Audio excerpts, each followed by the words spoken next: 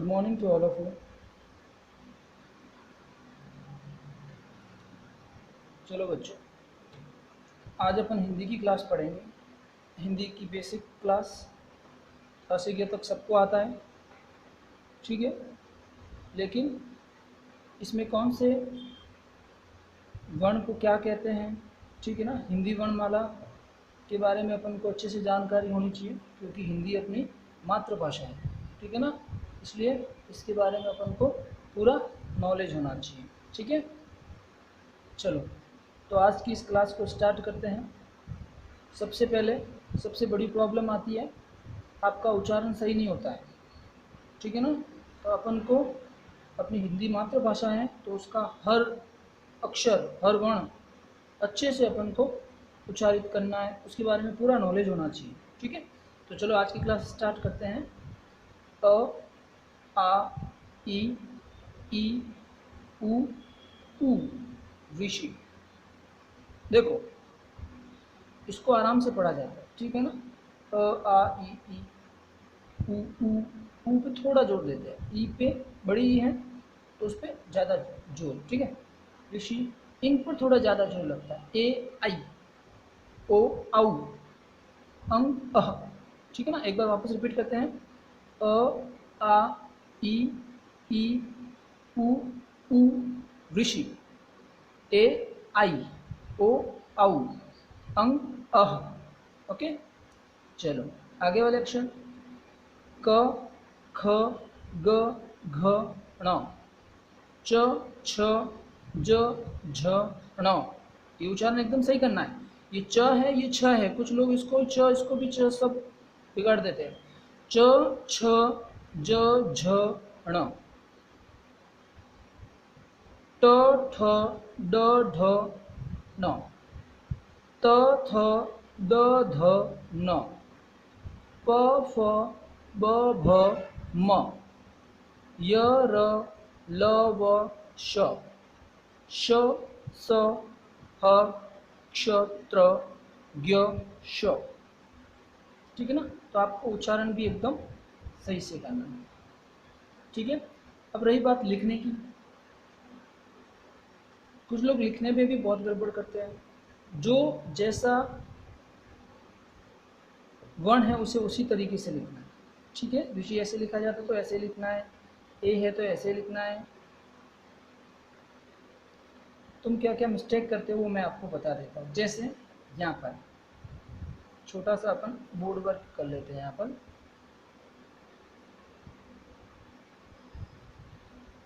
ठीक है, board work है ये, ओके। जैसे ए, हिंदी में अच्छी हैंडराइटिंग के लिए लाइन के ऊपर ही लाइन खींचनी है तो वो अच्छा लिखा जाए, अच्छा दिखेगा। जैसे मैं यहाँ पर एक कोई भी लिखता हूँ, जैसे अ लिखता हूँ तो मैंने यहाँ पर अ लिखा और लाइन के ऊपर ही लाइन खींचनी है।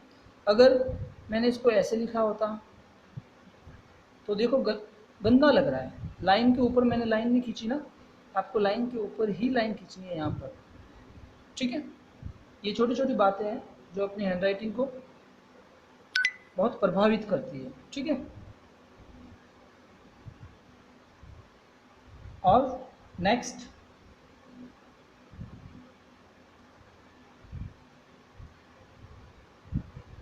ये सारे वर्ण आपको अच्छे से लर्न करने, आशा करता हूँ लर्न ही होंगे, और लर्न नहीं है तो इसको अच्छे से लर्न करना है।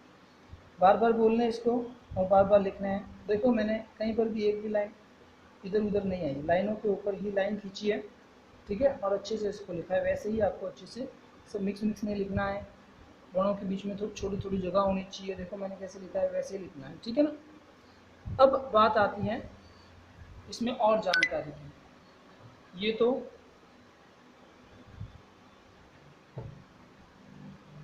ये चीज़ जो है वो अपन ने सीख ली। अब आगे चलते हैं। इन वर्णों को कुछ भागों में बांटा गया, ठीक है ना। तो उसके बारे में अपन को पता होना चाहिए, ठीक है ना। कोई पूछ लेता है इंग्लिश में A to Z में कितने लेटर्स होते हैं तो फटाक से बता देते हो 26, लेकिन हिंदी में, ठीक है ना, तो वो अपन आज देखेंगे। हिंदी में टोटल वर्ण कितने होते हैं? 52। कितने होते हैं? 5 to 52। ओके, अब वो क्या है? चलो, सबसे ऊपर यहाँ पे लिखा हुआ है अयोगवाह। अयोगवाह, तो अ से लगाकर य तक में अंग और अह, अंग और अह इन दोनों को क्या कहा गया है? अयोगवाह। क्या कहा गया है? अयोगवाह। इस पे मैं सर्कल बना देता हूँ ताकि आपको याद रहे। ये दो चीजें क्या है? अयोगवाह। क्या है? तो अयोगवाह कितने होते हैं? 2। कितने होते हैं? 2। कौन कौन से? अंग और अह। क्लियर? अंग और अह, ये दो अयोगवाह होते हैं। चलो नेक्स्ट। अब बात आती है स्वर की।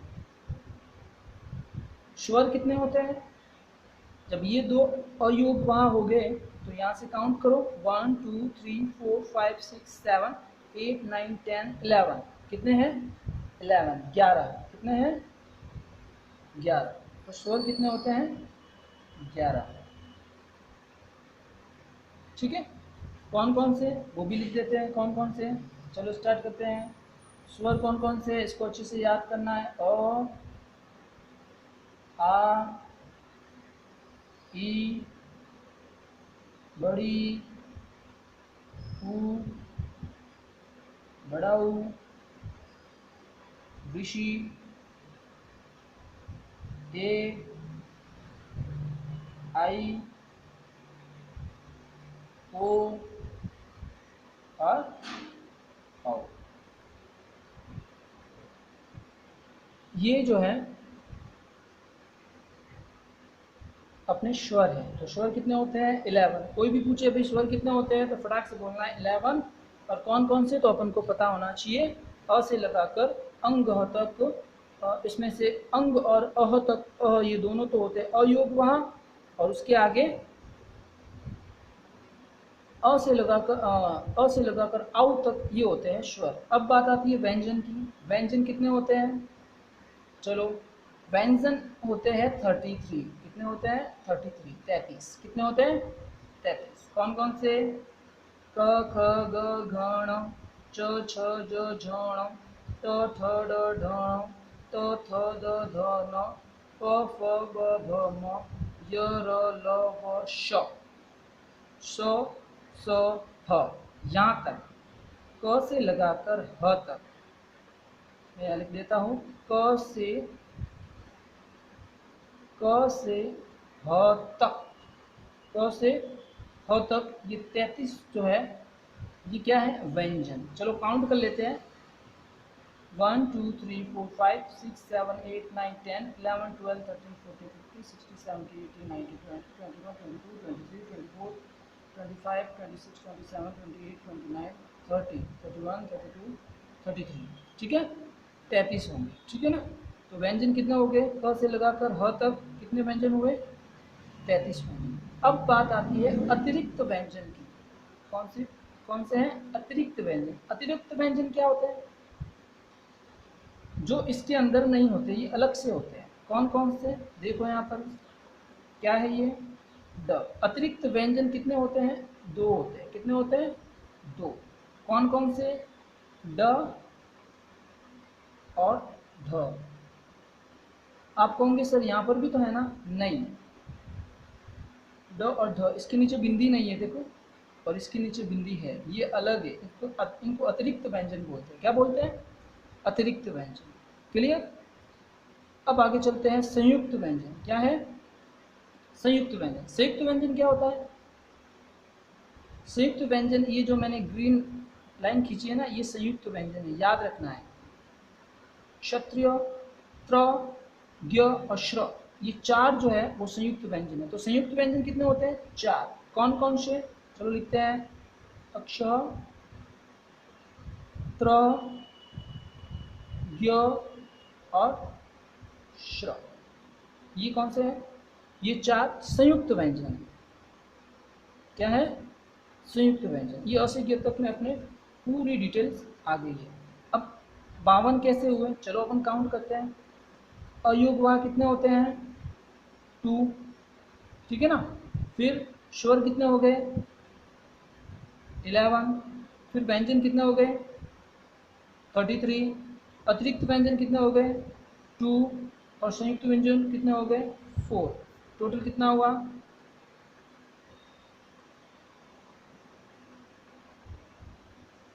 52। कितना हो गए, समझ आ गया। ये अपनी मातृभाषा है और इसके बारे में पूरा अपन को नॉलेज होना चाहिए। तो समझ में आ गया क्या क्या है।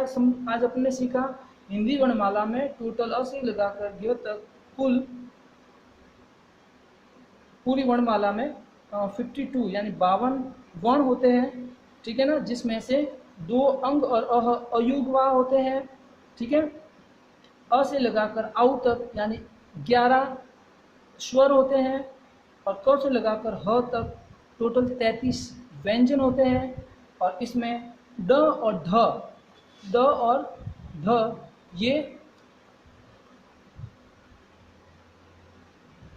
ये अतिरिक्त व्यंजन होते हैं। और 4 क्षत्रिय, प्र, ज्ञ और श्र, ये 4 जो है वो संयुक्त व्यंजन होते हैं। तो कुल मिला के टोटल कितना हो गया, 52 व्यंजन। अब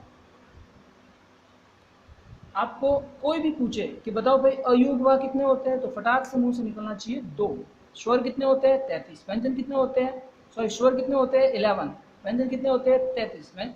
अतिरिक्त व्यंजन कितने होते हैं, 2। संयुक्त व्यंजन कितने होते हैं, 4। नाम पूछे तो नाम भी बोलना। बहुत ईजी है, इसको बार बार इस वीडियो को घर पे देखना है, ठीक है। तो आपको सब कुछ लर्न हो जाएगा, ठीक है। ये अपने और से लगाकर ये तक में ये सारी जानकारी थी जो मैंने आपसे शेयर की, इसे आप अच्छे से लर्न करना, ठीक है। ये CW है, क्या है, CW। और इसी को वापस घर पे ही बैठ के एक बार और लिख देना, वो आपका हो जाएगा SW। CW और SW दोनों हो जाएगा, ठीक है ना। आपको बोलने की भी शुद्धि रखनी है, अ से लगा कर दिए तो कौन सा वर्ण कैसे उसका उच्चारण होता है उसका भी ध्यान रखना है, उसको लिखते कैसे हैं उसका भी ध्यान रखना है, ठीक है ना। और ये सारी डिटेल जो है आपको याद रखनी है। इसमें मैं आपकी और जानकारी के लिए बता दूं कि ये जो संयुक्त व्यंजन है ना, संयुक्त व्यंजन कौन कौन थे, ये अक्षय संयुक्त व्यंजन। इसको संयुक्त क्यों बोलते हैं, क्योंकि इसमें कुछ ना कुछ जुड़ा हुआ है, यानी ये किसी के साथ जुड़कर बनते हैं। जैसे अक्षत्रिय, मैं यहाँ पर बता देता हूँ, ये अक्षय, ये किस किस से जुड़कर बनाए। फिर है त्र, ये किस किस से जुड़कर बना है। ये है ज्ञ, ये किस किस से जुड़कर बना है। और ये है श्र, ये किस किस से जुड़कर बना है, वो भी मैं आपको बता देता हूँ। ये अक्षर, ये क प्लस श से जुड़कर बना है। देखो क के नीचे मैं यहाँ छोटी सी लाइन खींच रहा हूँ, इसे हलंत बोलते हैं, ठीक है ना। इसका मतलब होता है ये हलंत जिस वर्ण के नीचे लग जाता है ना, वो वर्ण आधा बन जाता है। क्या बन जाता है, आधा। इसका मतलब क पूरा नहीं है, आधे क और श से मिलकर अक्षर बनता है। त्र कब बनता है, कैसे बनता है, त प्लस र, तो के नीचे मैं हलंत लगा रहा हूँ, तो आधा तो और र मिलकर त्र बनता है। फिर ज्ञ, ज्ञ कैसे बनेगा, याद रखना है, ज प्लस अण, ये दोनों मिलकर नीचे हलंत खींच रहा हूँ, आधा ज मिलकर और अण मिलकर ज्ञ बनता है। श्रो कैसे बनता है, श से शलगम, आधा हलंत लगेगा नीचे, आधा श प्लस र, ये दोनों मिलकर क्या बनता है, श्र। तो ये भी आपको याद रखना है कि संयुक्त अक्षर, इसको संयुक्त क्यों कहते हैं, क्योंकि किसी से जुड़कर बनता है। और ये किस किस से जुड़कर बनते हैं, वो भी आपको कोई पूछ ले कि किस किस से जुड़कर बनते हैं, तो ये भी आपको याद रखना है, ठीक है। ये ऐसा कैसा आपको SW में लिखना है, ये अभी एक बार ऐसा कैसा लिख देना, फिर SW में भी ऐसा कैसा लिख देना। ये CW SW दोनों की मैं इमेज भेज दूंगा व्हाट्सएप पे, आपको ये अच्छे से सीखना है, ठीक है। बार बार पढ़ना है इसको, बार बार वीडियो देखना है, ठीक है। और एक हाँ, पहले वीडियो देखना, उसको समझना, उसके बाद इमेज सॉल्व करना, ठीक है ना। आप वीडियो देखते नहीं, पहले से इमेज सॉल्व कर लेते हो, नहीं, पहले CW SW सॉल्व करने से पहले आप वीडियो देखो, उसमें सर ने समझाया है उसको अच्छे से समझो, उसके बाद आपको ये समझ कर ये काम करना है, ठीक है ना। ये मैंने सारा समझा दिया है आपको, और से लगा कर गया तक में क्या क्या ये सब होता है, ठीक है ना। तो ये आप अच्छे से पढ़ना, ठीक है। नेक्स्ट वीडियो में बहुत ही जल्दी हिंदी के लिए अगला वीडियो लेके आऊँगा, ठीक है ना। Okay, have a nice day.